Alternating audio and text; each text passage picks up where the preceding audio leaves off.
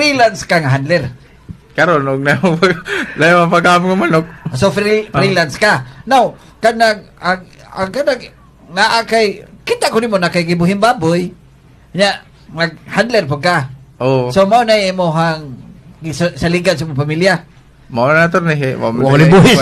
So, wala nakapabor. Og mag-freelance ka nga handler palitan og dunay magpa-handle nimo.